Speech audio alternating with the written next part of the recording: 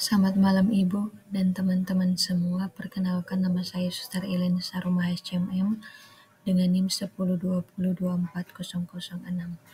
Pada malam hari ini saya akan membagikan kepada kita tentang video animasi pembelajaran yang berjudul Prinsip Perencanaan Strategis dan Peran Stakeholder dalam Pengambilan Keputusan. Dosen pengampu Ibu Pemarida Simbolon SKM MKes. Definisi perencanaan strategis. Perencanaan strategis sistem informasi merupakan proses yang digunakan oleh organisasi atau perusahaan untuk mengintegrasikan aplikasi sesuai tujuan organisasi jangka panjang.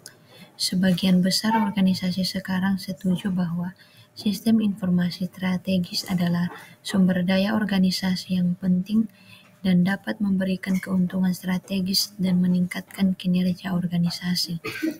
Organisasi yang telah menerapkan sebuah SIP Strategic Information System Planning menjadi lebih baik dan memiliki lebih sedikit masalah serta lebih efektif dalam pelaksanaan rencana mereka. Rumusan strategi SO dan WO. Rencana strategis SETI mengusulkan pengembangan SIM-RS, sistem pengaduan serta pembaruan teknologi medis. Tujuannya adalah agar pelayanan kesehatan lebih efektif, efisien, dan berorientasi pada mutu. Misalnya sistem pengaduan, mendukung manajemen mutu dengan menampung masukan pasien untuk perbaikan layanan. Prinsip perencanaan strategis yang pertama, strategic analysis, merupakan kegiatan merumuskan ataupun menelaah kembali arah tujuan organisasi yang tertuang dalam visi, misi, dan nilai organisasi. Visi dapat didefinisikan sebagai suatu keadaan organisasi yang diharapkan terwujud di masa depan. Secara mudahnya, visi adalah untuk menunjukkan kita ingin menjadi apa untuk ke depannya. Kesamaan visi akan mendorong pada penciptaan suatu kerjasama seluruh anggota organisasi dalam pencapaian tujuan dan sasaran yang telah ditetapkan. Kesepahaman visi juga akan menyadarkan seluruh anggota terkait dengan peluang dan tantangan organisasi yang akan dihadapi. Misi adalah suatu penjabaran dari hal-hal apa saja yang dilakukan agar visi tersebut dapat diwujudkan. Misi juga menjabarkan alasan keberadaan organisasi dan apa yang dilakukan oleh organisasi. Visi dan misi hendaknya juga merupakan komitmen seluruh anggota organisasi dari mulai level pimpinan sampai dengan bawahan. Adapun nilai organisasi adalah tuntutan ataupun pedoman tingkah laku dalam melaksanakan aktivitas organisasi untuk mencapai visi misi yang diharapkan. 2. Setting Strategic Direction, penetapan arah tujuan strategi, merupakan kegiatan merumuskan ataupun menelaah kembali arah tujuan organisasi yang tertuang dalam visi, misi, dan nilai organisasi. Visi dapat didefinisikan sebagai suatu keadaan organisasi yang diharapkan terwujud di masa depan. Secara mudahnya, visi adalah untuk menunjukkan kita ingin menjadi apa untuk ke depannya. Kesamaan visi akan mendorong pada penciptaan suatu kerjasama seluruh anggota organisasi dalam pencapaian tujuan dan sasaran yang telah ditetapkan.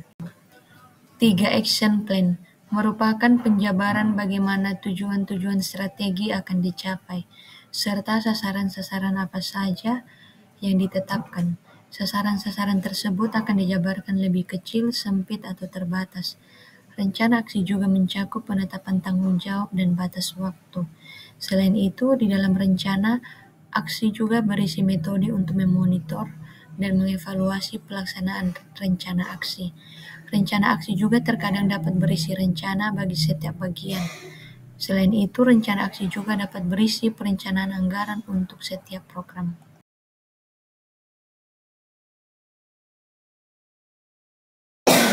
Kepuasan stakeholder atau pengguna tenaga praktikan yang dimaksud merupakan penilaian yang diberikan oleh stakeholder terhadap praktikan rekam medis yang dapat memenuhi kebutuhan dan harapan stakeholder.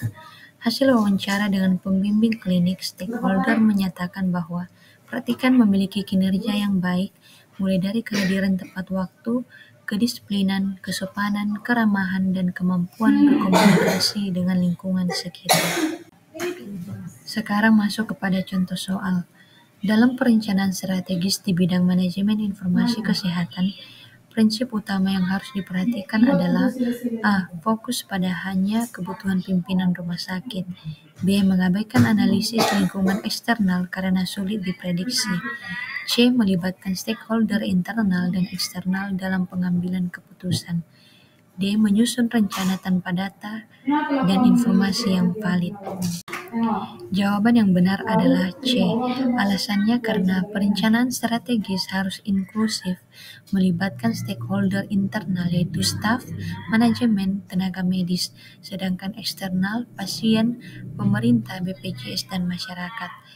A. Dikatakan salah karena perencanaan strategis tidak boleh hanya fokus pada pimpinan, tetapi harus memperhatikan kepentingan semua pihak terkait. B. Dikatakan salah karena analisis lingkungan eksternal penting, misalnya perkembangan teknologi kesehatan, regulasi pemerintah, kebutuhan pasien. Dan E. Dikatakan salah karena rencana harus berbasis data valid agar keputusan tepat dan berkelanjutan.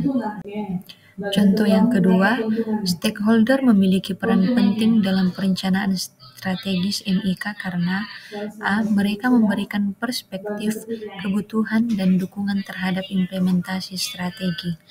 B. Stakeholder hanya berfungsi sebagai pengawas tanpa memberikan masukan. C. Keterlibatan stakeholder akan memperlambat proses pengambilan keputusan. D. Perencanaan strategis hanya efektif jika ditentukan oleh manajemen puncak. Jawaban yang benar adalah A. Alasannya karena stakeholder memberikan masukan informasi serta dukungan yang memperkuat kualitas keputusan strategis. B. Dikatakan salah karena stakeholder bukan hanya pengawas, tapi juga kontributor dalam merumuskan kebutuhan sistem informasi. Sedangkan C. Dikatakan salah karena keterlibatan stakeholder memang menambah proses, tetapi hasilnya lebih tepat sasaran dan dapat diterima luas. Dan D. Dikatakan salah karena perencanaan strategis bukan memonopoli manajemen puncak, kolaborasi adalah kunci. Contoh soal yang ketiga, dalam penyusunan strategi sistem informasi kesehatan, analisis SWOT digunakan untuk A. Mengukur kebutuhan data pasien harian, B. Mengidentifikasi kekuatan, kelemahan, peluang, dan ancaman organisasi, C. Membandingkan standar pelayanan dengan rumah sakit lain, D. Menentukan besarnya anggaran tahunan secara rinci. Jawaban yang benar adalah B, karena SWOT adalah metode utama dalam perencanaan strategis untuk melihat faktor internal, strengths, weakness, dan external, opportunities, threats. A. Dikatakan salah karena analisis kebutuhan data bukan fungsi SWOT, melainkan bagian dari analisis kebutuhan informasi. Dan C. Dikatakan salah karena membandingkan standar pelayanan lebih dekat dengan benchmarking. Dan D. Dikatakan salah karena penentuan anggaran adalah hasil lanjutan, bukan fungsi SWOT langsung. Baik Ibu dan teman-teman, demikianlah video animasi pembelajaran yang bisa saya bagikan kepada kita. Saya ucapkan terima kasih.